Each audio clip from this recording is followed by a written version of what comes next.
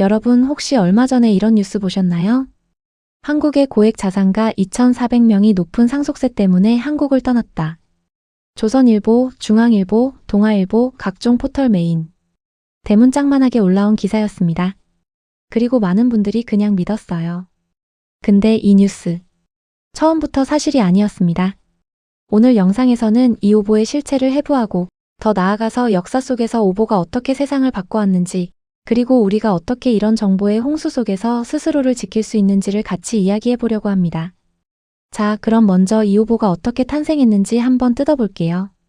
기사들이 인용한 출처는 대한상공회의소 보고서였습니다. 대한상공회의소면 공신력 있는 기관이잖아요. 그래서 다들 의심 없이 믿었죠. 근데 대한상공회의소가 그 보고서에서 인용한 원래 출처가 뭔지 아세요? 영국의 이민 컨설팅 업체 헨리앤파트너스입니다. 그리고 헨리앤파트너스가 그 수치의 근거로 삼은 건 남아프리카 공화국의 자산정보 기업 뉴월드웰스라는 곳의 데이터베이스예요. 사실상 한 명이 운영하는 1인 기업입니다. 전 세계 고액 자산가 15만 명의 자산과 이동을 혼자서 추적한다는 건데 현실적으로 이게 가능할까요? 영국의 싱크탱크 조세정책협회도 이 보고서의 방법론에 강한 의문을 제기했고 영국에서는 이미 통계 조작 의혹까지 불거진 상태였습니다. 그리고 더 결정적인 게 있어요. 2,400명이라는 숫자, 이게 실제 통계가 아니라 2025년 전망치였습니다. 일어난 일이 아니라 앞으로 그럴 것 같다는 예측이었던 거예요. 여기에 대한상공회의소가 원문에도 없는 내용을 하나 더 얻습니다. 이게 다 50에서 60%에 달하는 상속세 때문이다. 원문에는 이런 내용이 없었어요.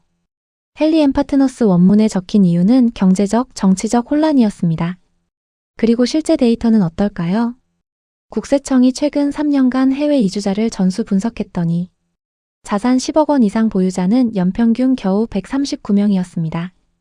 2,400명이 아니라 139명. 그리고 재산이 많다고 해서 상속세 없는 나라로 가는 경향도 발견되지 않았습니다. 그럼 대한상공회의소는 어떻게 했을까요? 보도자료를 배포한 그날 자정 언론에 인용자제 요청을 보냈습니다. 이미 기사가 전국에 퍼진 뒤에요. 이후 공식 사과까지 했고 산업통상부 장관도 감사를 예고했습니다.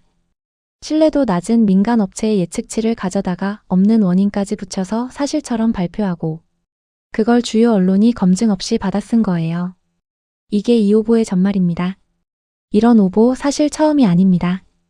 우리 언론 역사를 보면 정말 믿기 힘든 사례들이 수두룩해요. 대표적인 걸 몇 가지만 짚어볼게요. 첫 번째, 2003년 빌 게이츠 사망 오보입니다. 미국의 만우절용 가짜 CNN 사이트에 빌 게이츠가 총을 맞고 사망했다는 글이 올라왔어요. MBC가 이걸 제대로 확인하지 않고 긴급 뉴스로 내보냈습니다. 그러자 SBS, YTN, 조선일보가 줄줄이 받았어요. 그 결과 주가가 10포인트 급락했고 마이크로소프트 서울 지부는 확인 전화로 업무가 마비됐습니다. 만우절 농담 하나가 금융시장을 흔든 거예요. 두 번째, 2013년 현송월 처형 오보. 조선일보가 북한 예술단 단장 현송월이 처형됐다고 단독 보도했습니다. 이 기사는 해외 언론까지 받았었어요. 근데 얼마 지나지 않아 현송월이 멀쩡히 공식 석상에 나타났습니다. 세 번째, 2009년 배우 양미경 사망 오보. 조선닷컴이 배우 양미경이 스스로 목숨을 끊었다고 보도했어요. 사실은 동명이인인 가수 양수경의 동생이 지병으로 세상을 떠난 것이 와전된 거였는데 살아있는 사람이 갑자기 사망자가 돼버린 거죠. 조선일보는 같은 날 정정기사를 냈지만 당사자와 그 가족이 받은 충격은 정정기사로 되돌릴 수 없습니다. 그리고 오보로 피해 입는 건 유명인만이 아니에요. 성폭행 사건 기사에 엉뚱한 제3자의 사진이 실린 사례도 있었고 퀴어 소설을 쓴다는 이유만으로 작가의 성 정체성을 언론이 멋대로 단정지어 보도한 사례도 있었습니다. 유명인은 그나마 소속사나 SNS를 통해 반박이라도 할 수 있어요. 하지만 평범한 사람에게 오보의 피해는 평생 갑니다. 그리고 언론사가 적극적으로 정정을 해주는 경우는 극히 드뭅니다. 그런데 오보의 파장이 개인 피해에서 그치지 않을 때도 있습니다. 오보가 역사의 방향을 통째로 바꾼 경우들이 실제로 있거든요. 첫 번째, 1898년 미국 스페인 전쟁. 미국 전함 메이노가 쿠바 하바나 항에서 폭발했습니다. 승조원 260명이 사망했어요. 이건 불안정한 폭약으로 인한 자체 폭발로 추정된 사고였습니다. 그런데 당시 미국의 신문왕 윌리엄 랜돌프 허스트가 이걸 다르게 봤어요. 자신의 신문 뉴욕 저널은 메이노의 침몰 이는 적의 소행이다라고 대문짝만하게 박았습니다. 검증도 근거도 없이요. 그는 맹목적인 애국주의 논조로 전 국민의 분노를 자극했고 결국 여론이 들끓자 미국은 그해 4월 스페인에 선전포고를 합니다. 그 전쟁의 결과는 어땠을까요? 미국은 쿠바, 필리핀, 괌, 푸에르토리코를 손에 넣었고 스페인은 마지막 해외 식민지를 전부 잃으며 강대국 지위에서 추락했습니다. 태평양의 지형도 자체가 언론 오보 하나로 바뀐 겁니다. 두 번째, 1939년 2차 세계대전의 개전. 히틀러의 나치 독일은 오보를 아예 전략 무기로 썼습니다. 폴란드 침공 전날 밤 SS 친위대가 자국 라디오 방송국을 스스로 습격했어요. 그리고 폴란드가 먼저 독일을 공격했다고 조작 보도를 내보냈습니다.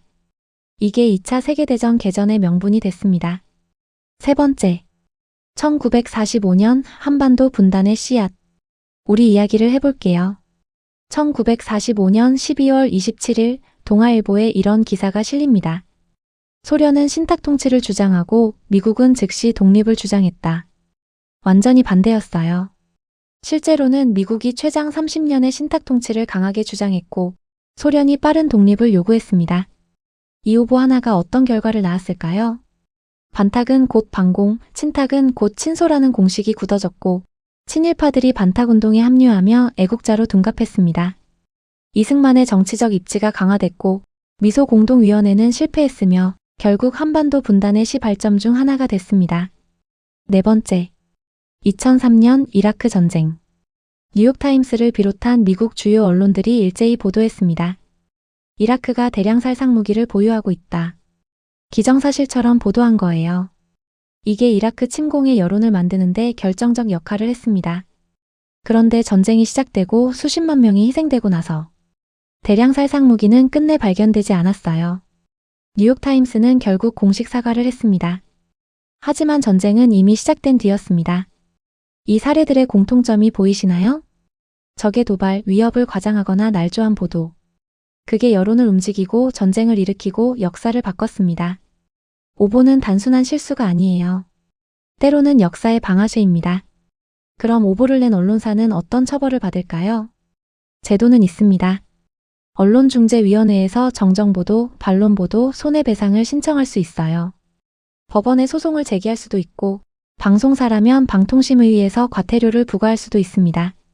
근데 현실은 어떨까요? 오보를 내도 언론사가 크게 손해볼 게 없는 구조예요. 정정보도문 한 줄을 구석에 조그맣게 싣는 것으로 끝나는 경우가 대부분입니다. 언론중재위원회의 시정권고는 법적 구속력이 없는 권고에 불과하고 언론사가 조정을 거부하면 긴 법원 소송을 피해자가 직접 감수해야 합니다. 2014년 세월호 참사 때가 그 한계를 잘 보여줬어요. 오보가 너무 많아서 언론중재위원회에 역대 최고인 거의 2만 건에 가까운 조정 신청이 들어왔습니다. 그중 96%가 받아들여져서 정정이나 반론 보도가 이뤄졌어요. 그런데 이미 오보는 전국에 퍼진 뒤였고 언론사 누구도 형사처벌을 받지 않았습니다. 해외는 어떨까요?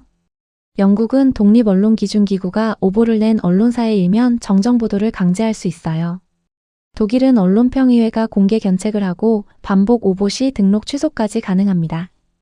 프랑스는 허위정보법으로 선거기간 가짜뉴스를 즉각 삭제 명령할 수 있고요. 한국은 권고 수준입니다. 전문가들이 오랫동안 징벌적 손해배상 제도가 필요하다고 주장해왔는데 언론 자유침해 논란과 맞물려 아직 도입이 안 된 상태예요. 결국 지금 구조에서는 피해자 개인이 직접 싸워야 하고 언론사는 오보를 내도 크게 잃을 게 없습니다.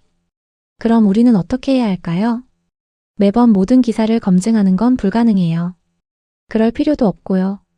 하지만 이 5가지만 기억하면 웬만한 오보는 걸러낼 수 있습니다. 첫 번째, 단독 기사는 일단 반만 믿으세요. 단독 기사는 검증이 덜 된 상태일 가능성이 높습니다. 하루 이틀 기다려서 다른 언론도 같은 내용을 보도하는지 확인해 보세요. 진짜 중요한 뉴스면 어차피 다 받았어요. 두 번째, 숫자와 통계가 나오면 출처를 확인하세요. 땡땡명, 땡땡% 같은 구체적 수치가 나오면 딱 한 가지만 생각해 보세요. 이 숫자 어디서 왔지? 기사 안에 출처가 없으면 일단 의심하세요. 출처가 있다면 그 기관 공식 사이트에서 직접 확인할 수 있습니다. 세 번째, 팩트체크 전문 사이트를 북마크해 두세요. 매번 검증하기 어려우니까 전문가들이 대신 해준 걸 보는 거예요. SNU 팩트체크, 뉴스톱, JTBC 팩트체크. 이 세 곳만 알아두셔도 충분합니다. 네 번째, 핵심 키워드에 오보 또는 팩트체크를 붙여서 검색해 보세요. 이번 사례처럼 고액자산가 2,400명 오보라고 치면 반박 기사나 팩트체크 결과가 바로 나옵니다. 30초면 됩니다. 다섯 번째, 감정을 자극하는 기사일수록 냉정하게 보세요. 분노, 충격, 경악 같은 단어가 제목에 들어가 있으면 오히려 더 의심해 볼 필요가 있어요. 감정을 건드리는 기사일수록 검증이 덜 된 채 빠르게 올라오는 경향이 있거든요. 그리고 마지막으로 이것만 기억하세요. 모든 기사를 검증할 필요는 없습니다. 하지만 내 행동이나 판단에 영향을 줄 것 같은 기사라면 누군가한테 공유하기 전에 그 이야기를 그대로 믿기 전에 딱 한 번만 더 찾아보세요. 그것만으로도 충분합니다. 오늘 영상을 정리해 드릴게요. 고액 자산가 2,400명 한국 탈출 기사, 신뢰도 낮은 민간 업체의 예측치를 사실처럼 둔갑시킨 오보였습니다. 국내 언론의 대형 오보들, 사망 오보, 처형 오보, 범죄자와 엉뚱한 사람 사진을 붙인 오보까지. 그리고 오보가 미국 스페인 전쟁을 일으키고 한반도 분단의 씨앗이 되고 이라크 전쟁의 명분이 된 역사. 오보는 단순한 실수가 아닙니다. 그리고 지금 이 순간에도 검증되지 않은 정보들이 우리 피드를 채우고 있어요. 우리가 뉴스를 무조건 믿어야 하는 시대는 끝났습니다. 그렇다고 모든 걸 의심하면서 살 수도 없어요. 딱 한 가지만요. 내 판단에 영향을 줄 것 같은 정보라면 한 번만 더 찾아보는 습관. 그게 오늘 제가 드리고 싶은 이야기입니다.